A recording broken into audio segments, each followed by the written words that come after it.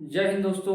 एक बार फिर से स्वागत है आप लोगों का अपने चैनल पे। और आज के इस वीडियो में हम लोग बात करने वाले हैं कि आरबीआई ने अभी तुरंत ही जितने भी एनबीएफसी एप्लीकेशंस है और बैंक्स है उनको एक नोटिफिकेशन जारी किया है, जिसमें कि साफ साफ कहा है कि जितने भी ऑनलाइन लोन ऐप्स है एनबीएफसी को भी, कि उनको पैसा बैंक वाले अब नहीं देंगे। आखिर बैंक वाले अब उनको पैसा प्रोवाइड क्यों नहीं करेंगे, इसके पीछे का हम लोग कारण जानेंगे। साथ ही ने आरबीआई ने एक नया रूल कर दिया लागू, जिसके बाद एनबीएफसी एप्लीकेशन को काफ़ी ही दोस्तों नुकसान होगा। और चलिए इसके बारे में हम लोग बात करेंगे। इससे पहले हमारे चैनल पे अगर नए हैं तो चैनल को सब्सक्राइब करना बिल्कुल भी नहीं भूलिएगा।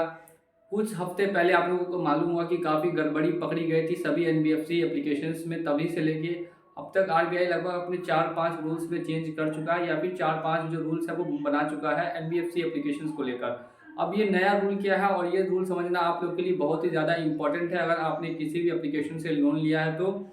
अब यहाँ पे लिखा है कि bank NBFC stop lending to apps under loan default guarantee model, FLDG दोस्तों अब करना होगा। ये आखिर एफएलडीजी क्या है? अगर किसी भी एप्लीकेशन किसी भी आदमी को अपने कस्टमर को लोन देती है तो उससे पहले उसको एफएलडीजी करना होगा। आप ध्यान से समझिएगा कि ये एफएलडीजी क्या होता है। तो आपने इंश्योरेंस का नाम सुना होगा। जब आप लोग गाड़ी खरीदने जाते हैं तो उस गाड़ी का इंश्योरेंस होता है, और मान लीजिए कि गाड़ी डैमेज हो जाती है तो उस केस में वो इंश्योरेंस कंपनी उसका 50, 60, 70% पैसा आपको वापस करती है।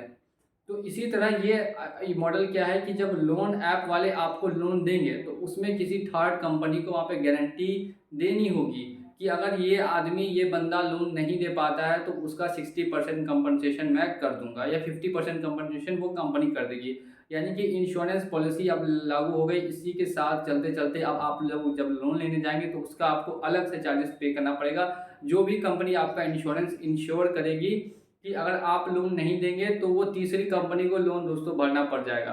तो ये तो बहुत ही बड़ी न्यूज़ है। अगर आप पर्सनल लोन ले लेते हैं और डिफ़ॉल्ट करते हैं तो फिर आपको अब लोन अगर नहीं देंगे तो किसी अलग कंपनी को देना पड़ेगा, लेकिन बैंक वालों को पैसा वापस चाहिए। बहुत ही बड़ी गड़बड़ी पकड़ी गई थी। अभी भी डाटा पूरा मैच नहीं कर रहा है। आरबीआई वाले सभी एप्लीकेशन से डाटा मंगवा रहे हैं, लेकिन कोई भी डाटा मैच नहीं कर रहा है। इसी के साथ आरबीआई ने और क्या-क्या यहाँ पे रूल और ये रेगुलेशन बताया है।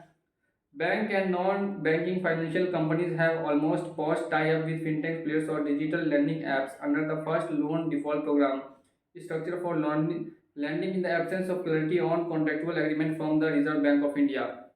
और साथ ही में यहाँ पर जो लैंडिंग ऐप्स है उनका जो कॉन्ट्रैक्ट हुआ था आरबीआई के साथ उसको ना फॉलो कर रही है। ये एक भी लैंडिंग एप्लीकेशन फॉलो नहीं कर रही है। ध्यान दीजिएगा, आरबीआई के साथ जो भी कॉन्ट्रैक्ट किया गया था, जब लाइसेंस दिया जाता है किसी भी एप्लीकेशन को तो उस समय कॉन्ट्रैक्ट होता है आरबीआई के साथ, तभी उनको लाइसेंस मिलता है।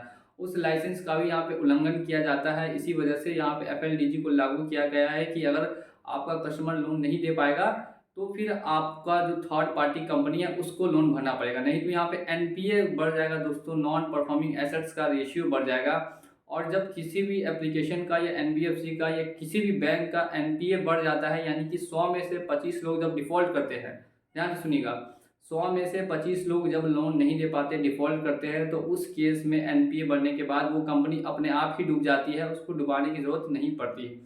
आपने यहाँ पे धनी का भी केस समझा होगा, और भी कई बैंक से ऐसे हिस्ट्री में जो डूब चुके हैं क्योंकि उनका एनपीए बढ़ गया था, काफ़ी लोगों ने रिपेमेंट नहीं किया था। तो ऐसे कंडीशंस में कि एनपीए ना बढ़े, इसीलिए ये प्रोग्राम को लागू किया गया है। अब यहाँ पे एप्लीकेशंस वालों को लोन प्रोवाइड करने में थोड़ी सी प्रॉब्लम होगी ही होगी, और साथ ही में अगर आप लोग लोन पेमेंट नहीं करेंगे तो कोई थर्ड कंपनी आपके बदले में लोन पेमेंट कर देगी।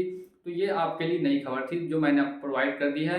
साथ ही में आप हमारे चैनल पे अगर नए हैं तो चैनल को सब्सक्राइब करना बिल्कुल भी नहीं भूलिएगा। तो चलिए चलता हूँ आज के इस वीडियो में, मिलेंगे अगली वीडियो में बहुत जल्द।